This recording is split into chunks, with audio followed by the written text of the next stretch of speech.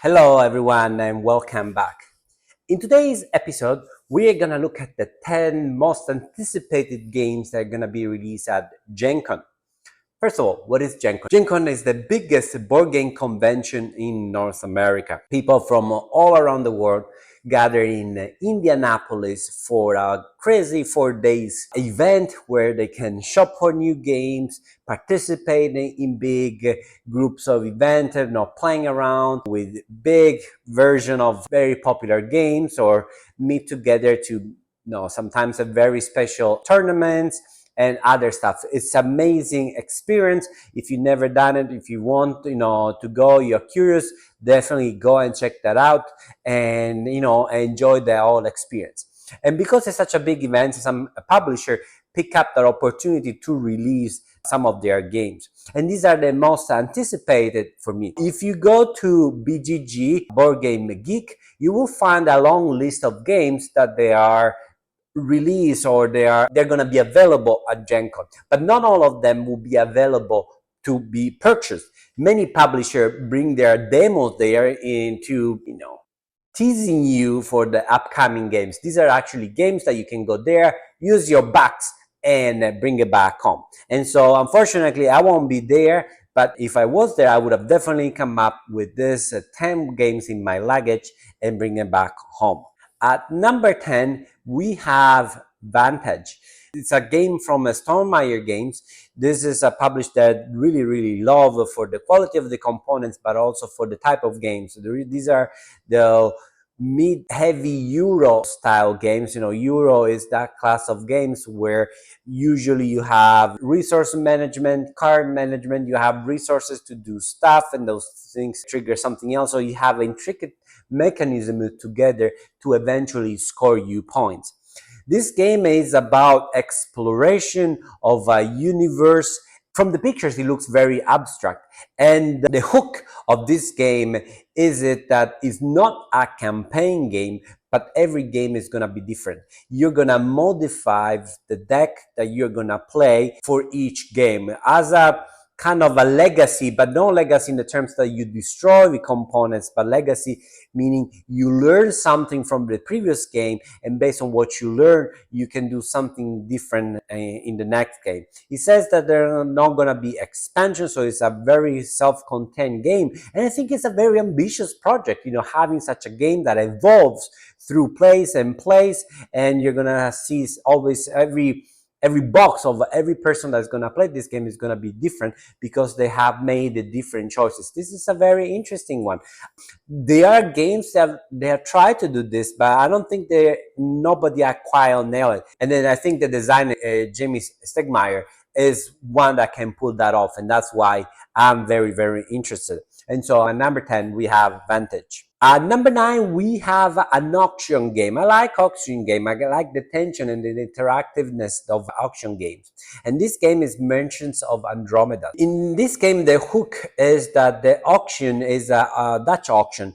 What it means is that the card starts with a value, and it seems that you have some sort of timer. I don't know if it's an app or you actually have a timer in the game, and that timer causes the price to drop.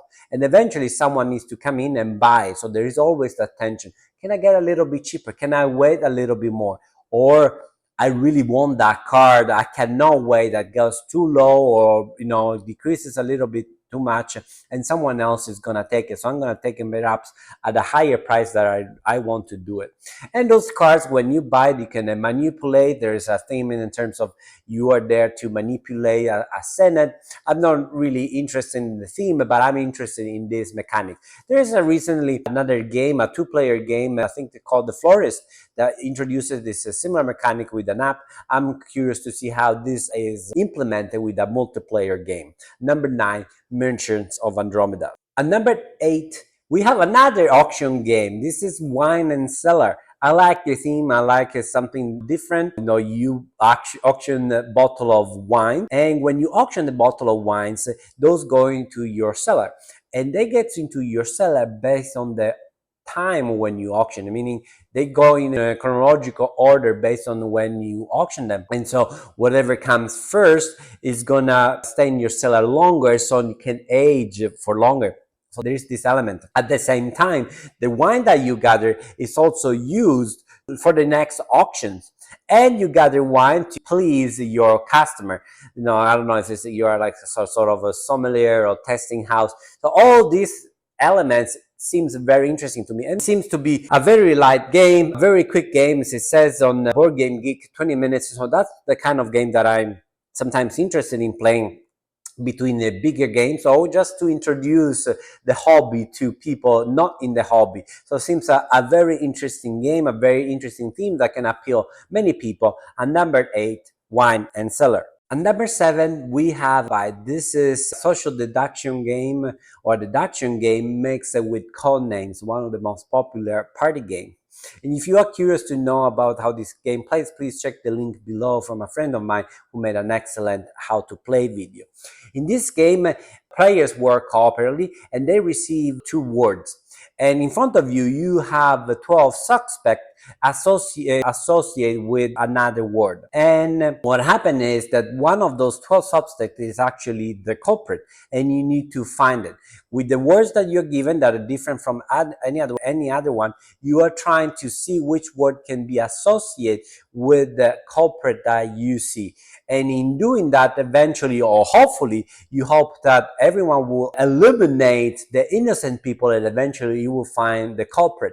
If you like cooperative games, if you like games like code names and deduction, this is definitely a hidden gem. This is going to be an amazing experience to play. I look forward to play this game, and this is Alibis. And at number 6, we have the Lightning Train. The name tells you it's a train game, and I like train games. I like having your companies. I like to connect the cities and get bonus based on how you connect them and how you compete for the map with your opponents. The twist here is that you also have a bag that you need to build. So you're gonna add chips to the bag that will allow you to develop your map, your route, or your network on the map. This is something that I'm very curious to see how it gets implemented in the theme, or better in the genre of a train game.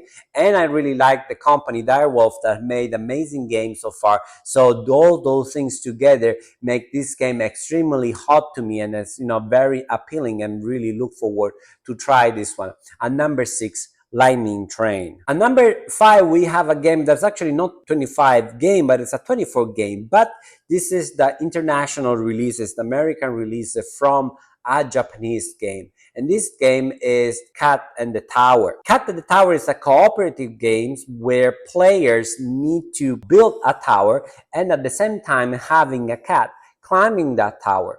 You may have seen games like Villa Paletti or Menara, where players cooperatively try to build this structure. Here you have something very similar, but in addition to that, you have to move this cat.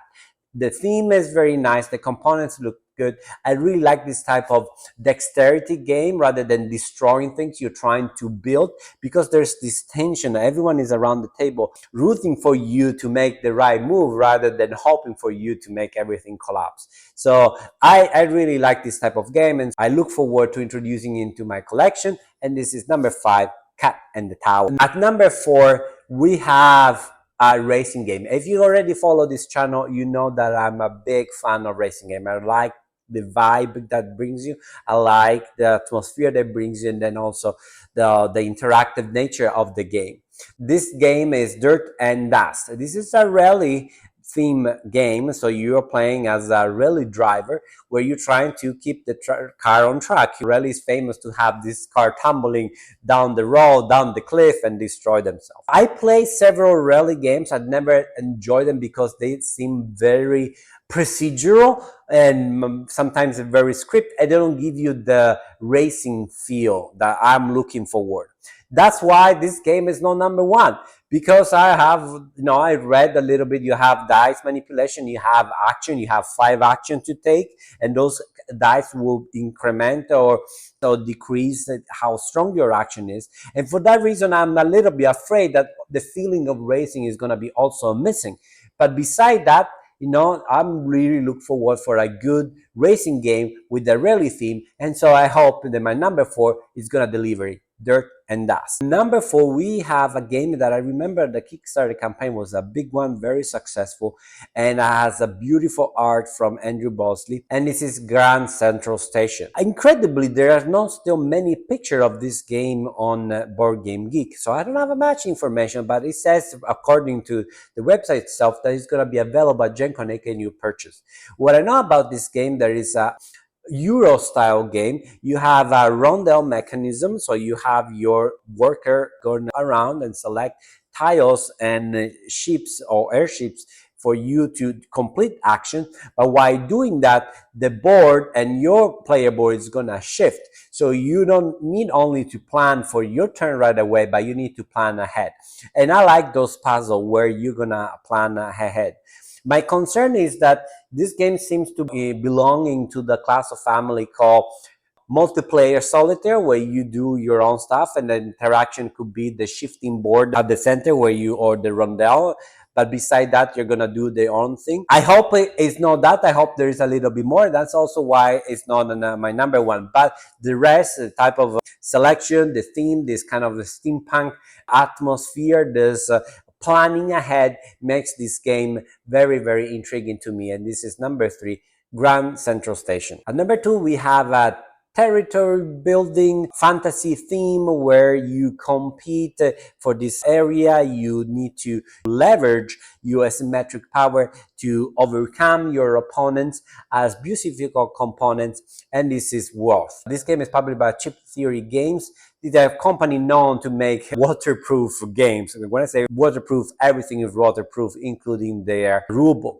This company is also known to make very big, grandiose games that have never been able to enjoy truly because of the sprawling nature, some rough edges in the rule book, and so it's something that is not attractive to me. But this is a very smaller package and lighter game and very interactive. And the beauty of components that I'm seeing, I think it's delivering. I think it was crowdfunded, now it's delivering to the backers in these days. This game looks incredible and also much more affordable compared to the other grandiose games. And so if this is the case, if this is delivered, this is definitely something that it fits very well into my alley. I don't have Chip Theory games in my collection because of their nature, and I really wanted to find something that I really like, because I like all the concept that they do. I like all the ideas that they bring to the game or the hobby, and so I really hope this game is going to be incredible. And number 2, Worth. And the number 1, we have a game that comes from Asia, and I'm really pumped because it seems that Asian market is managing to reach North America more and more, and so I'm very thrilled to see what they bring to the table, literally to the table. Asians board game designers have an interesting twist comparing to what we are used to see in North America, on Europe. And so that's why this is a number 1. I want to see something different, and I hope to see something good. And this is my number 1, Castle Riders.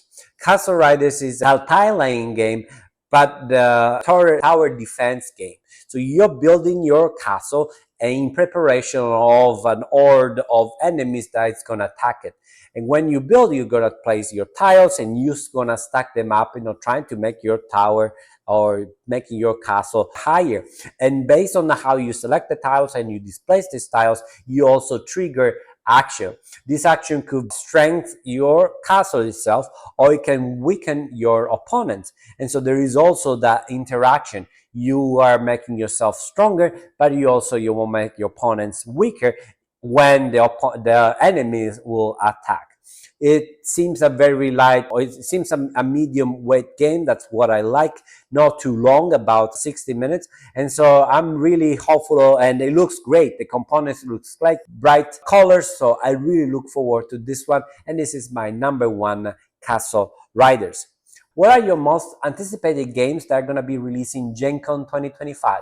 Please write in the comments below. And if you made it so far, please don't forget to like this video, subscribe, share with your friends. You know the drill. This is not your first YouTube video, am I right? And thank you very much for watching, and see you next time. Ciao.